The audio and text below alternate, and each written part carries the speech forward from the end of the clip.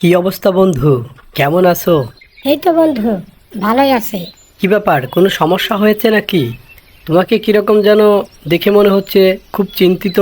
আরে বন্ধু, সেরকম কোনো ব্যাপার না। আসলে ব্যাপার হলো কি, এক নাস্তিকের সাথে আমার দেখা হয়েছিল।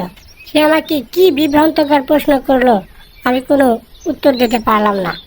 তখন ইচ্ছা হলো কষে একটা চড় মেরে দেই, কিন্তু সেটার কি আর উপায় আছে?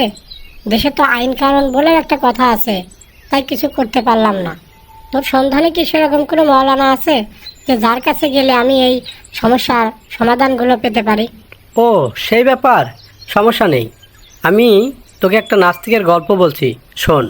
একটা নাস্তিক একদিন এক মাওলানার কাছে গেল এবং মাওলানাকে প্রশ্ন করলো, আমি আপনাকে 4টা প্রশ্ন করব।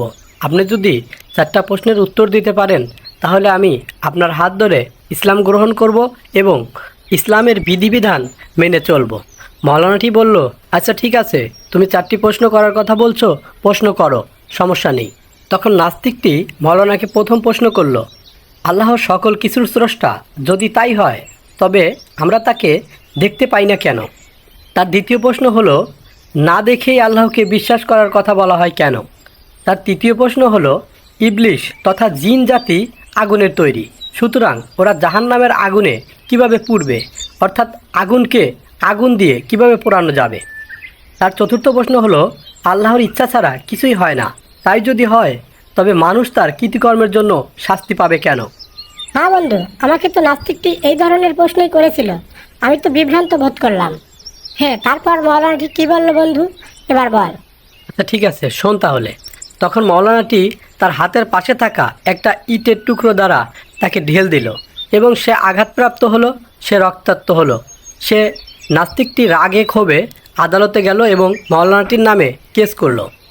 তখন মৌলানাটি আদালতে হাজির হলো এবং জজ মৌলানাটিকে প্রশ্ন করলো, আপনাকে প্রশ্ন করা হয়েছে, আপনি উত্তর না দিয়ে তাকে আঘাত করলেন কেন? তখন মৌলানাটি বলল, আমাকে যে 4টি প্রশ্ন করা হয়েছে সে 4টি প্রশ্নের উত্তর আমি এখন দেব, আপনিও শোনেন।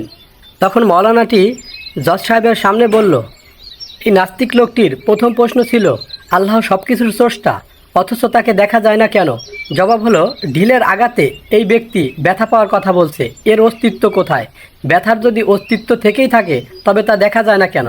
ব্যথা বিদ্যমান থাকা সত্ত্বেও যেমন তা চোখে দেখা যায় না, ঠিক তেমনি আল্লাহ অস্থিতিশীল হওয়া সত্ত্বেও তাকে চর্মচক্ষে দেখা যায় না।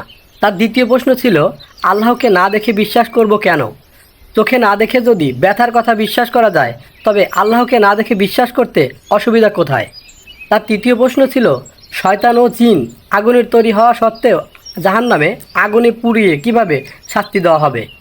মানুষ মাটির তৈরি, মাটির তৈরি মানুষকে যদি মাটির ঢিল দ্বারা আঘাত দিয়ে ব্যথা দেওয়া যায় তবে আগুনের তৈরি জিনকে আগুনে পোড়ানো যাবে না কেন? তার চতুর্থ প্রশ্ন ছিল, আল্লাহর ইচ্ছা ছাড়া কোনো কিছুই ঘটে না, তাহলে মানুষ কৃতকর্মের জন্য মানুষকে শাস্তি দেয় কেন? আল্লাহর ইচ্ছা যখন সব কিছু হয় তবে ঢিল ছোড়া, তার গায়ে আঘাত লাগা, রক্তপাত ও ব্যথা সবই তো তার ইচ্ছাতেই হয়েছে, সুতরাং এ ব্যাপারে আদালতে অভিযোগ করার কি আছে? এর যদি অভিযোগ ও বিচার চলে এবং শাস্তি বর্ধমান হয় তবে মানুষের কৃতকর্মের বিচার সুফল ও কুফল ভোগ কেন মিথ্যা হবে? মৌলানাটির প্রশ্নের জবাব শুনে নাস্তিক লোকটি হতবম্বল হয়ে গেল এবং ক্ষমা চাইল এবং মৌলানার হাতে হাত রেখে ইসলাম গ্রহণ করলো। হ্যাঁ বন্ধু, আমি এখন বুঝতে পারছি। আমাকেও তো এ ধরনের প্রশ্নই করা হয়েছিল। আমার এখন এটার মধ্যে থেকে সম্পূর্ণ বিভ্রান্তকর চিন্তা শেষ হয়ে গেল। ঠিক আছে বন্ধু, ধন্যবাদ।